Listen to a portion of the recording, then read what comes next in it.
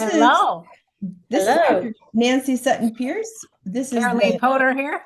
Not Dead Yet live show, and it's about raising women's voices. And we're looking for a new name, and we've got a great guest today. And Karen Lee Potter is going to give her intro. So we have here a very dear friend of mine, Nancy Atkinson. Yay! I met Nancy, how many years ago? Had to be before COVID. Before a couple years before COVID, yes. Yes. And we've been BFFs ever since. And I thought I'd bring her on the show because she's got a tremendous amount of experience and wisdom. And I thought, what better person to bring on the show than Nancy Atkinson? We have two Nancys here. So we got Fancy Nancy Sutton Pierce. I get the fancy Nancy one, huh? Hi, Karen. Hi, Nancy. Thank you for having me. It's our pleasure. We're thrilled to have you, and your story is compelling and exactly what our show is about. So, do you want to just begin and then we can pop in questions and comments as we go? Okay, well, find a place to begin. It's like, when you get to our wise age ladies, there's so many beginnings and so many endings. But what I want to share is, I think the one thing that has shaped my life the most and has especially impacted me more now than it ever has, in a positive way. Being the third daughter, my two older sisters, so I was the third. I was always the baby sissy. So I was not quite allowed to do what the others did. And they would, learn to play tennis together and other things. And I always had to stay home. I always had to sit out. I was the third wheel. I was the young one. When they went out on dates, that's the only time my mother sent me. And then I was kind of like the unofficial chaperone to get in their way. And then my mother was, bless her, love her, but she was a perfectionist. And no matter what you did and how good it was, she would always say, oh, that's really good, honey, but you could do this next time to make it even better. My father, very controlling, narcissistic. Women didn't really count much, and the whole family bowed down to him. And I think then as I grew up, I just grew up with the attitude that I was not good enough. And you grew up in West Virginia. In West Virginia, very old-fashioned Protestant, raised by the silent generation who were rule abiders. And I cannot say, I always felt like I was the black sheep. I always questioned the rules. I lived by them, but there was always something in the back of my mind telling me there's more to life than this. Well, having a mom that's kind of set and has high expectations for their children does shape us, right? Oh, very much so. Yeah. When did you realize how she was shaping you? I think, well, first of all, the two major events in my life, I made the decision because it was the thing to do, not because that's what was good for me. That is what I wanted to do, but that's what you're supposed to do. And that led to two marriages and two divorces. So I think I was beginning to question along those lines, but I think really she passed away about 3 years ago. And I went through a phase about a year ago. It took me about that long to really grieve for her and to accept that she was gone. And I started becoming frozen in life. Things that I had done for years, was considered an expert in. Horseback riding is one of them. Dancing is another one. And I would just get on a horse and freeze up and think, I don't know what I'm doing. I don't know how to ride. Why am I even up here? And then I was giving lessons one day, and the student was working with a particular horse on a particular quest. And I thought, oh, wow, I'm a really good teacher. Look how well she's doing. Look how she's controlling that horse, asking it to do exactly what we want it. I'm really a good teacher, but I'm a better teacher than a rider. Then 2 days later, I was on the same horse and I was asking the horse to do the very same thing. And it's like, I did it better. So then I thought, oh, I really can ride a horse. And all of that dissolved, and that was fine. And then I went through the same thing on the dance floor. I would go to these festivals, these workshops. I love the workshops because it's all learning, and I love learning and progressing and always developing and becoming a new person.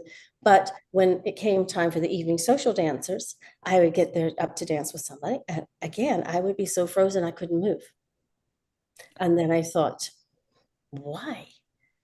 My whole life I've done these things. Why all of a sudden am I afraid?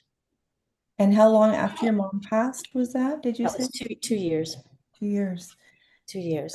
So within that 2 years, had you been just kind of in a fog dealing with mom stuff I and just put it over there. It was like I just put it over there.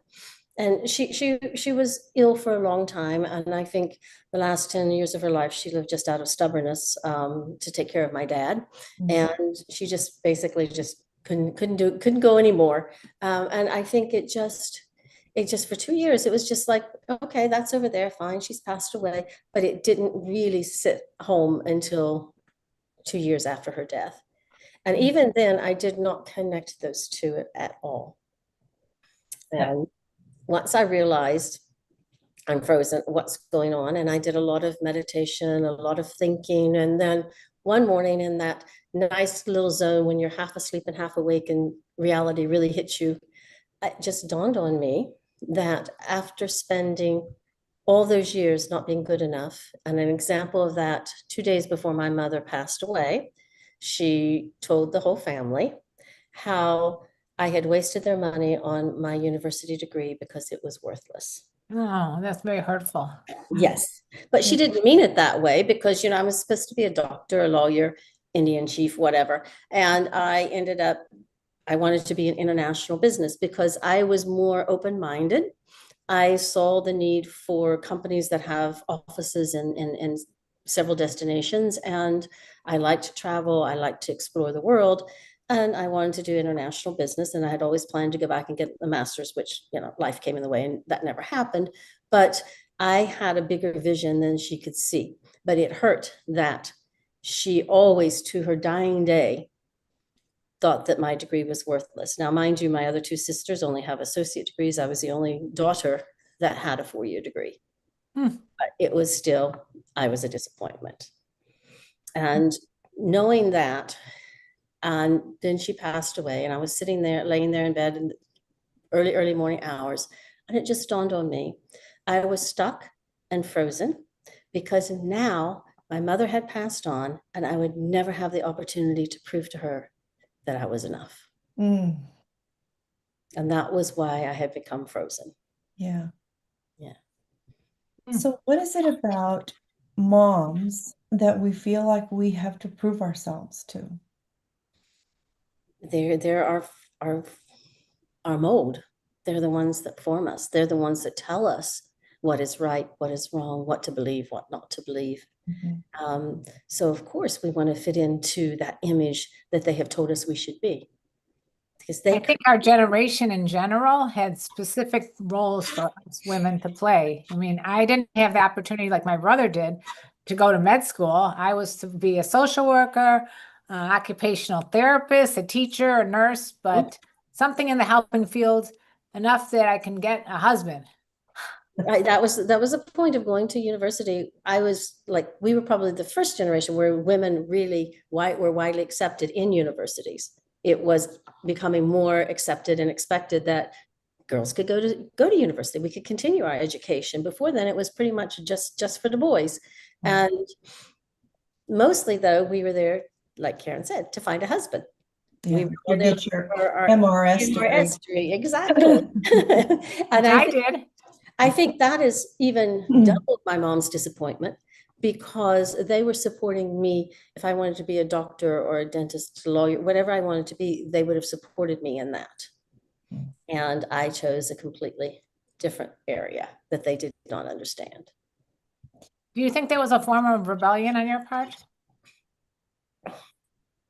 I started out in pre-med, and then because of the generation, even if I had finished and become a doctor, I'm thinking, okay, but I'm a woman and I have to be a mother too.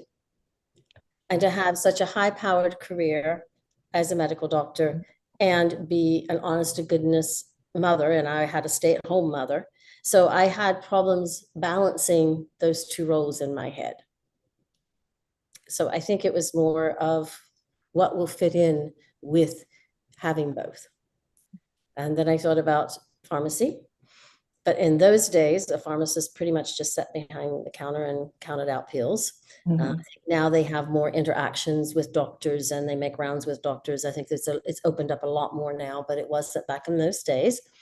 So then I really liked languages and I really liked to travel.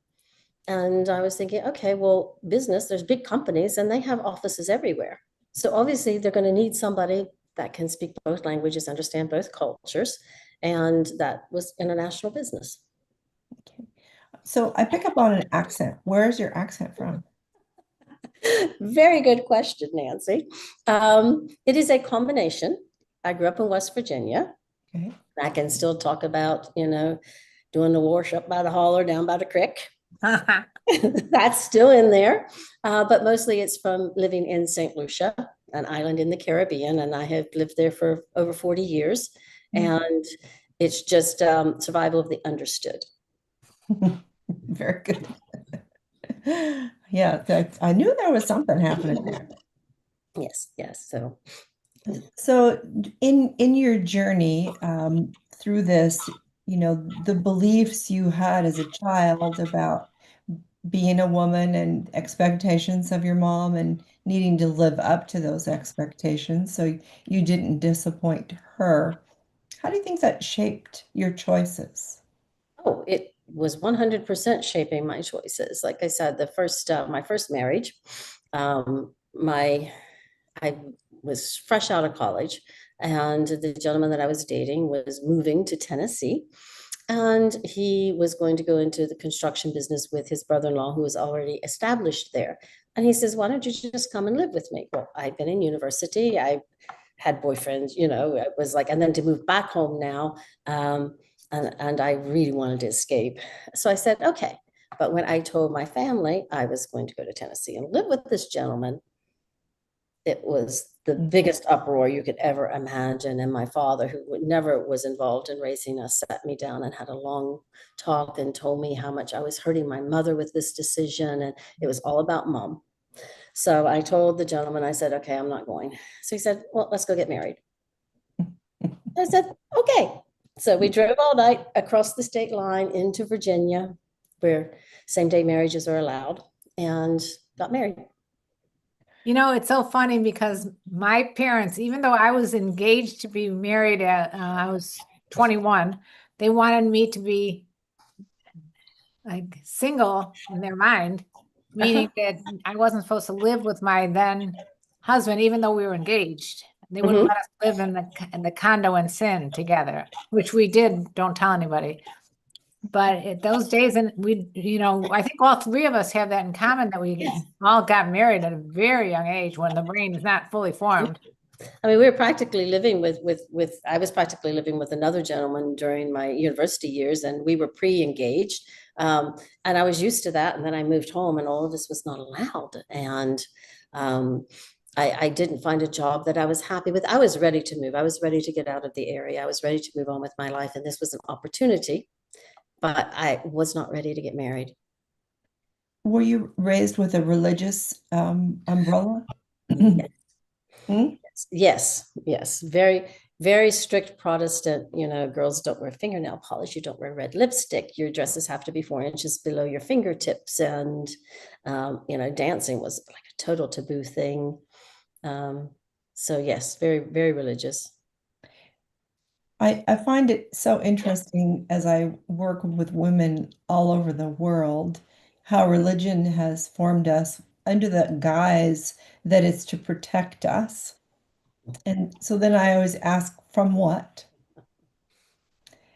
And it's generally from men who are going to take advantage of us or hurt us or do things to us.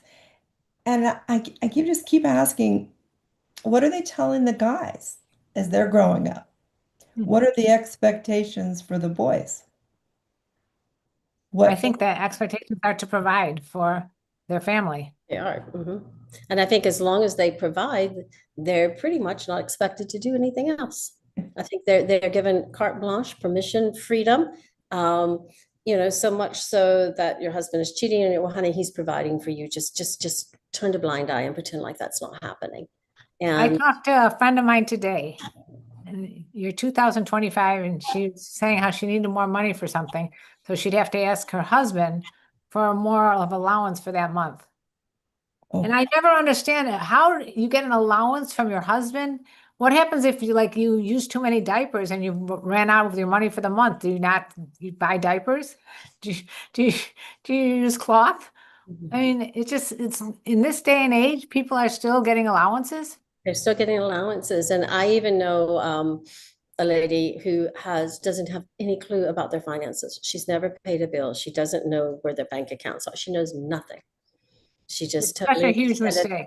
financially on her husband. Yes. sadly, we probably all know women who've been in that situation and then they lost their husband and they're they're distraught. Some are financially destitute. They don't know what's happening. It's doing such a disservice to ourselves and our families to I not. had never even gone to rent a car. My husband died. I had no idea about what was going on with the finances. I had to have three friends of his come in and go through all the files to try to figure out what was going on. Mhm. Because, I got money, I spent it. Sometimes I was on a spending freeze. I was a bit rebellious about a lot of that in my marriages, and my second marriage in particular, because he was very chauvinistic.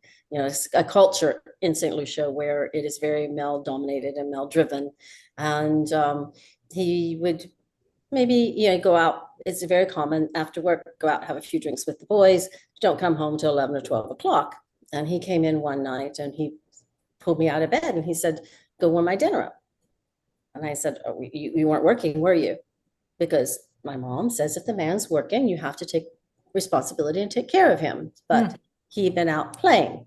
And I said, "Nope, you were out playing." And he insisted. So I said, "Okay, fine." Went into the kitchen. I had cooked a whole chicken for dinner. It was in the oven, which is a customary thing there. Dinner's always in the oven. And pulled it out, went out to the balcony, called the dogs, flipped the pan upside down, and went back to bed. Oh, ho, ho. So, yes, I was a little rebellious during my marriages to some extent, but you just get tired and you get worn down over the years and you just give up. But the expectation is that if the husband's working, that the wife is going to provide dinner, whether it's order in or cook it, but that's the way it goes. That's the way it goes. But in this case, he hadn't been working, he'd been out playing. And I drew the line there. It's like, no, dinner's at this time. If you're working, that's fine. I'll get up, I'll fix your dinner, put it on the table for you. You are not working, you're on your own.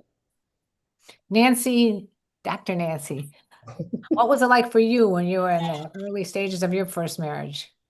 I mean, it's very similar. I mean, well, it wasn't a good situation. But he had the belief that the man that made the decisions, and I was rebellious very early in life and said, "Oh hell no, it's it's my life. We will make decisions together." And he said, "But I will have the final say because I'm the man and I'm making the money." And so I said, "Well, guess what? I'm finishing my education. We'd been married. I had a 2-year-old, and I went back to school, got my nursing degree, and just said, F you. I'm out of here." He wanted to control. He controlled through anger and violence and manipulation and money holding. And that is slavery. Where do you think he learned that from, though? I think his parents, our parents' generation, was passing that down to us, right? Right. And I think because I didn't really grow up like as a teen in the 60s. I was a little bit before that or after that, I should say. But I think the 60s and the Vietnam War and There was a lot of civil rights movements happening. So I think while we were growing up, things were changing, but the messages we had already been given were pretty locked in. Like, when you were talking about like what you girls don't, you can't wear this and you shouldn't do that and don't do this. They didn't give the guys a list of don'ts, except for, I think some of them were told, don't get a girl pregnant. They didn't tell them how not to, just don't get a girl pregnant. But they never said, there are rules out there on how you treat people. And so guys just got to go out and treat women as they chose. And Mhm. they thought we were there to take care of them. That's it. And I think there's still a lot of men out there that still feel that way, particularly in various societies. And St. Lucia is one of those that's still very, very male dominant. We have some very powerful, wonderful women as well. But I don't know, you still hear the phrase, oh, the wife's place is in the home. That woman, your woman should be home. And it's like, I don't play by those rules. So if that's what you want, go elsewhere. Um, but you still hear that a lot, and it's still the man has the final say. He tells the woman what to do. You don't embarrass your man in public. Mm. Um, there's a code of how your relationship is to be presented to the world. Yeah. I think one of the most important things to teach young people today that are getting married, for the women especially, don't lose your identity in your career. Even if you have children or whatever's going on, just make sure you keep your identity separate so that if something happened, that you have something to fall back on. If you think give it that up, It's more than that, Karen. It's not just falling back on it, but it makes for a healthier relationship in the long run. absolutely. Because one that person was doesn't what my mother said. follow. Oh, you should get a degree in something, so just in case he leaves you or dies. Oh my God. She And had it's no not, concept that I would choose to leave. yes. And not, it's not just leaving, but while you're living with that person, if you have your own life and you go do your thing, they go do their thing. And then when you do have time together, it's more of an equal balance. It's not just you're sitting home all day waiting for him to come home and Mhm. he's been working all day and he comes home and he's tired. It's no, you're doing your thing, they're doing their thing. You're not under each other's feet all day. It's a very healthy, respectful thing. So you're all both very independent people, but you enjoy sharing that time together. It's not a forced time to be together. It's you're enjoying it and sharing it together. And it makes for a much healthier relationship. I think there's been a lot of changes in the last 50 years, thank God. Yes. And so how have you raised your kids different than how you were raised? I'm not sure that I did Mm, because I married my father. okay. Okay. So extremely narcissistic, cruel in an underlying verbal way and in a circumstantial way. And I dedicated my lifetime to buffering my children from the damages Mm, that they received from their father. mm, And even to the point that I stayed with him many years longer than I would have, but I knew that he would have used their education, their lives, um, further in their lives as a weapon if I tried to leave him before then. So I made sure that they were well educated. And then I left him. So I think I did not raise them exactly how I would have in different circumstances, but I got them raised, got them educated, and I think they turned And some. and pretty good, yeah. So Both her sons are both her kids are lawyers nice. with more advanced degrees. Now, since you had kind of an awakening a couple of years ago, it sounds like, when after you, or maybe even just a year ago, you said your mom's been gone 3 years. Yes. Mhm. And so then a year ago, you kind of came to the realization that the not being enough thing wasn't real. No, it's not a real thing. Okay. And it was when I went through this frozen period. And when I realized what it was stemming from, it's like, okay, I figured that out. Now, what do I do about it? Mhm. And that took just a lot of self work and really searching, inner searching, and just finally realized that I don't have to prove myself to anybody. If I'm Mhm. happy with who I am, I said, look at all I have accomplished. Let's look at that. Let's look at the things I've done. It's like I've raised two beautiful children. I was the managing editor of the tourist publication for years. I had a very successful writing school. I'm getting ready to publish a guidebook. It's like I have achieved things and I have done things in my life. And I said, I like that. And I decided I have a voice. I have opinions. And I'm allowed to voice my opinions, and my opinions are just as valid than everybody else as everybody else's. And it's given me a new form of freedom. And I've also realized I've stopped being as judgmental of other people because, yeah, I have my flaws, but that's okay. We all do.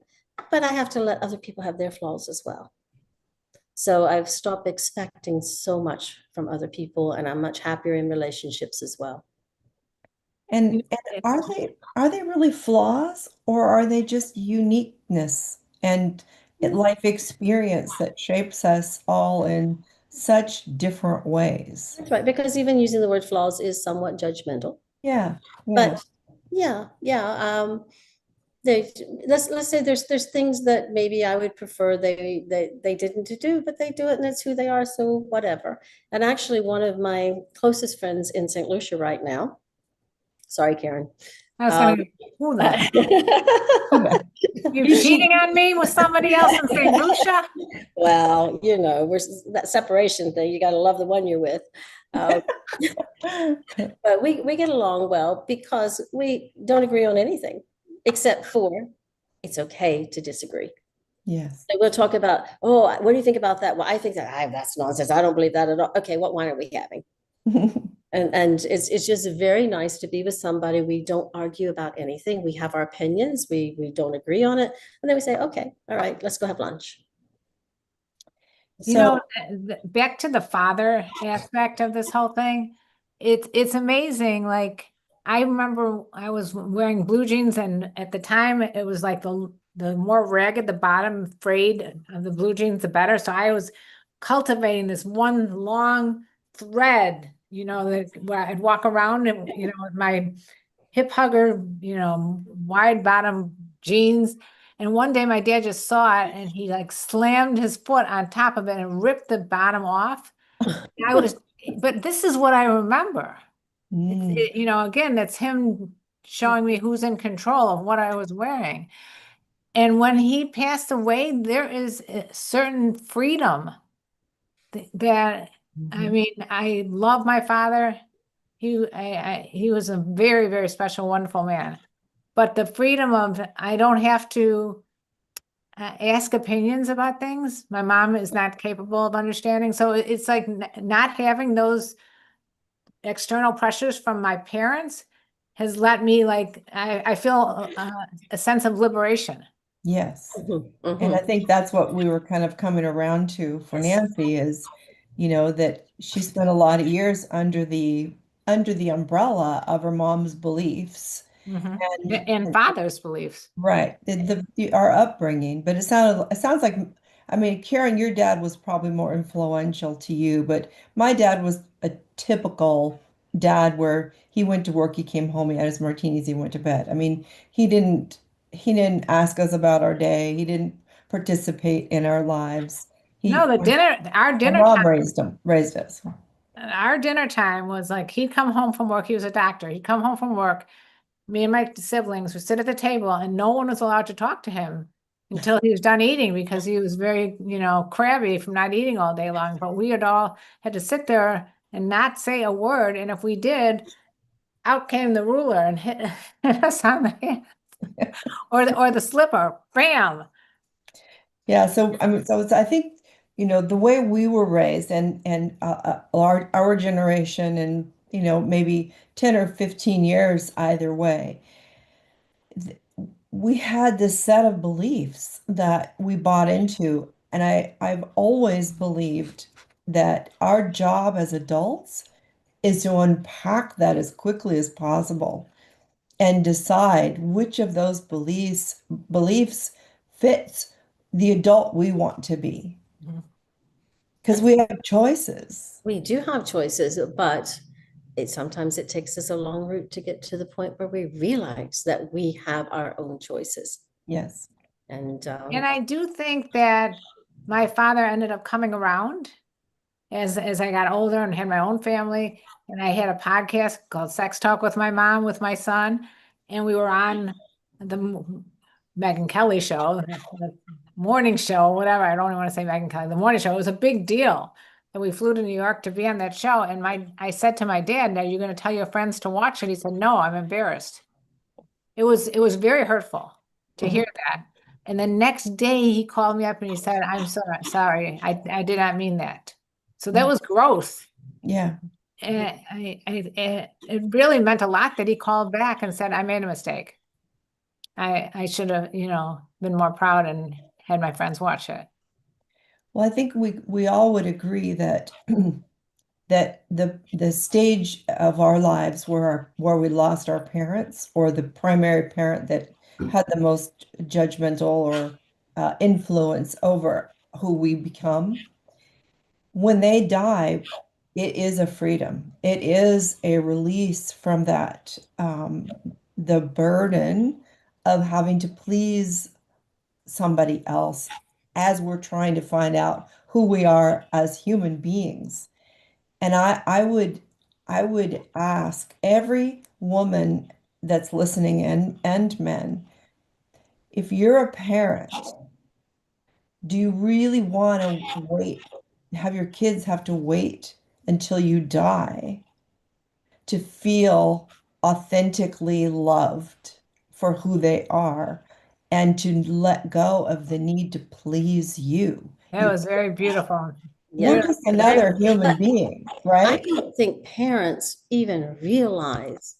I think my mother would have been shocked to know how I felt. Mm, I don't think they're doing what they feel. They're so caught up in doing what is the best for you in their minds that Or there are external people, like, what would my neighbors think if you walked around with, dressed like, in a mini skirt? You can't dress like that. What would all these other people think? Who gives a fuck what other people think? that's their concern for you is they don't want people to think badly of you. They don't want you to have that bad reputation because then in those days when you went for a job or you were looking for a husband, if you had that bad reputation, you couldn't move up in the world. right. Even I something as simple as getting a tattoo. My brother was too scared to tell my parents, so he said it was he got like a Grateful Dead dancing bear, and he didn't want to tell my parents, so he told them it was like one of those removable ones. It was Got stuck. henna. I remember when my son got his or was thinking about it, and we were up by the pool, and there was another one of his friends there, and I could tell she was asking him questions he did not want to discuss in front of me. So Mhm. finally I said, "Okay, Daryl, what's going on?" And he says, "Well, Mom, I've been thinking about maybe getting a tattoo." And I kind of learned with my kids that sometimes you just even over accept it and it makes them have a double look. And then if it's still what they want to do, they go ahead. So I just looked at him. I said, "Well, Daryl, I've been thinking about getting one too. Maybe we could go together." And then he says, "Mom, it's not a family activity." Oh, yes, it is. Yes, it can be. I mean, it's hard to, like, my son was getting these tattoos, and I'm like, oh my God. One of them was like, takes up all his forearm. But you know what? It works for him. It works for him. It's his style. That's his thing. Well, this actually opened a dialogue between my son and myself because then it was like, "Mom, I'm thinking of this now for the tattoo. What do you think? I want something realistic. Can you send me some pictures that you have of this so I can give it to the artist and we can discuss it?" So it actually broke that barrier and opened that dialogue that he included me then in something that he was trying to keep from me. Yeah. And he was the only one that knew my son had a marine iguana on. He knows his science, he knows his animals, yes. Well, hopefully this conversation, my hope is that somebody out there will be inspired to have to pause and think about, am I still working to get acceptance from a parent, even though I'm 50, 40, whatever? Is it my parents' acceptance that or lack of that's holding me back to build my finest life? I mean, life is so short. We all get, as far as we know, this one. And so to have to wait until we're 50 or 60 till we've lost our parents to feel free to be who we are meant to be. I just think that's sad. And we're also cheating our parents out of getting to know who we really are. Mhm. That is a very, very, very true statement because I don't think either one of my parents, my father's he's still alive, but he has Alzheimer's. So it's still mentally, he knows I'm a daughter. He just never remembers which one. But I don't think my mother ever knew me because in her mind, I wasn't who I was supposed to be. She had a mental image of me that she tried to mold and create. And I've always called that a person's false self Mhm. because it's what we're taught. It's what our base is, what our foundation is, what we should be. It's family, it's society, church. And that is the self that we learn to be, to present to the world.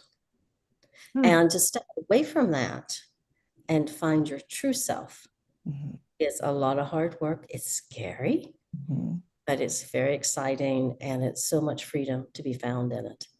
I do feel that that generation, our parents' generation, they didn't get a lot of psychology books to understand about Mm. parenting. That, you had Dr. Spock, that's about it. So I do have to say that it's not 100% like their fault. They No, just didn't know any better. Yeah. right. They were raised probably by even more distancing parents. I mean, my mother was one of four, and I'm sure that she was like an oops, and I'm sure that there was always like some resentment because they were very poor people, and there was four kids, and I think it was just getting survival basically. So she Yeah. didn't know any better. So now she's raising a kid, and it just perpetuates this cycle. It's very generational. I mean, Right. we can see that with our own families, right? Our parents, our grandparents, Mhm. getting to know your parents or getting to know your kids. That wasn't even a thing, right? No. You raised them. That's it. Raised them and then they were gone. And that Right. was pretty much it. And I would tell you now, with my adult children, I enjoy our time together as adults. Yeah. And I'm very proud of who my children are. And I will tell them that. And I enjoy my time with them. And we don't have sex talk. Sorry, Karen. But and that We're again, working on that. yeah, we're working on that, but we don't have those yet. But it's just talking to them about who they are, who their friends are, what they enjoy doing, and letting them feel free and have that space and that forum to express themselves and not feel like you're judging them. I feel like it's one of the great privileges in life to be able to have deep, meaningful relationships with your children as they grow and your grandchildren, and for them to know you, know your quirks and your challenges and what you've overcome. And that's part of the catalyst for this show is, we get to leave these videos out there for our kids and grandkids to be able to go back and figure out who were we. Well, And you have your granddaughter on the show already. yeah, and I invited Isn't my that other amazing? one today. It's like you got an open invitation. Yeah. She was beautiful, very well spoken, and her film was very spot on. Very, Yes. I thought that's you a would very, enjoy very that. sage for a young woman. Yes. Yes. So we are looking for a much shorter, concise name for this show. Yep. So if you're watching this and you got any ideas, put it in the comments and just give us ideas of what we can do to make, spot on as to what the show's about and how it can be said in a very short way. So we have Mrs. Elv in the chat room, by the way. Yay.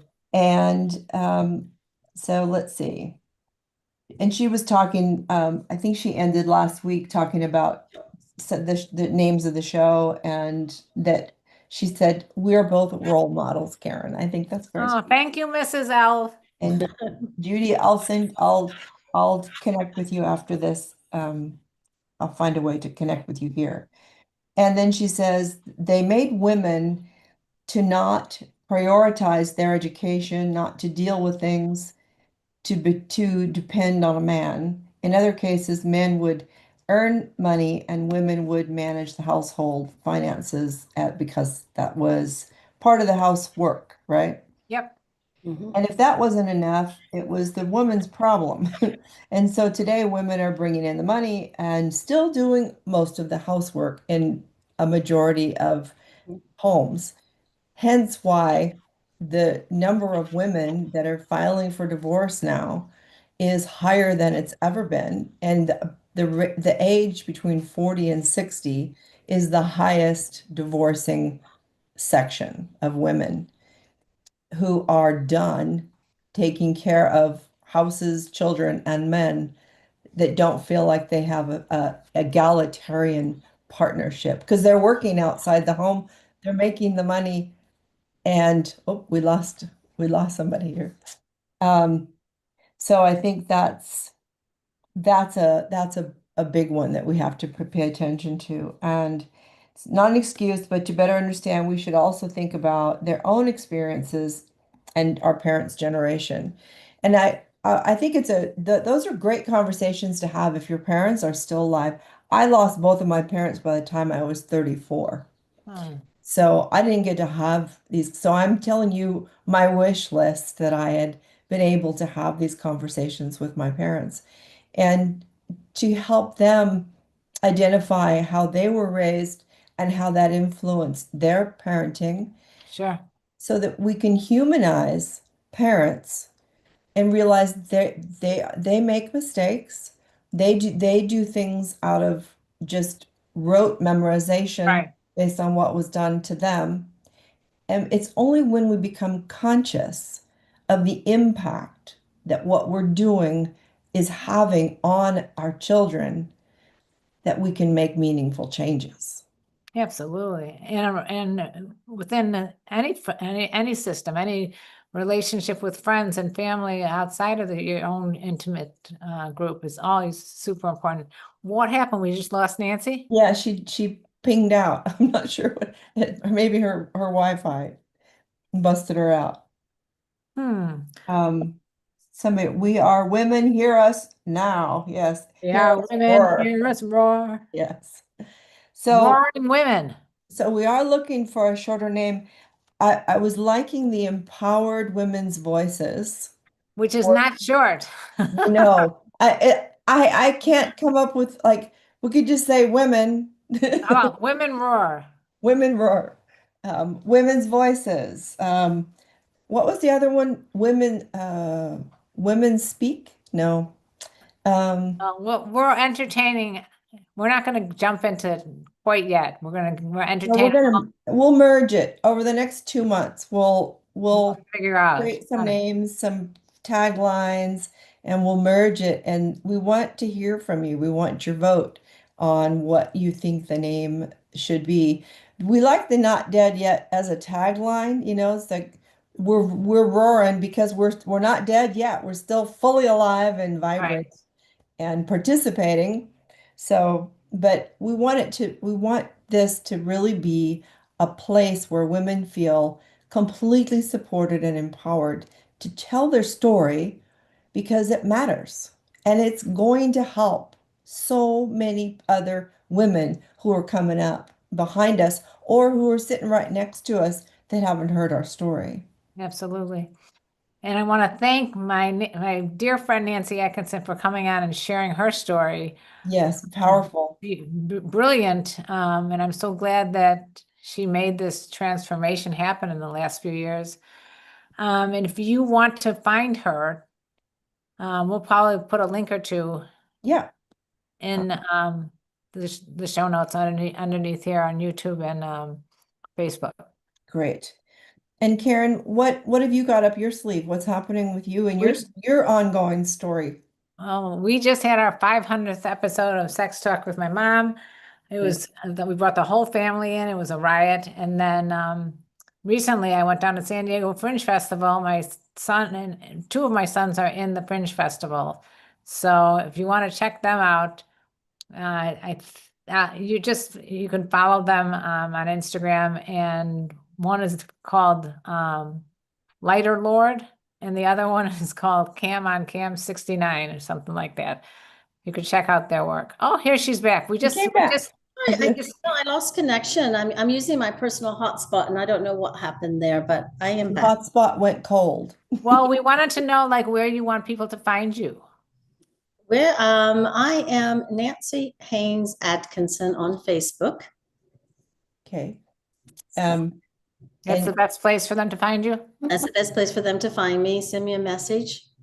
I have other things in the works, but as Karen knows and is well aware, this social media thing is new to me, and I'm learning. She's got some great stuff in the works. She's got a children's book. She's got a book about St. Lucia. She's an expert photographer, bird watcher, dance instructor. Dance instructor, and I am a horseback riding expert. and a travel organizer. So anybody wants a specialized trip to St. Lucia, Mm. that is Holiday Pursuits. Oh, very good. So, Well, we'll get all this. Maybe you can give all of your links to Karen, and then she'll share them with me, and we'll put them in the body of yes. video on YouTube. And when your book is ready, you can send us the link, and we'll add that.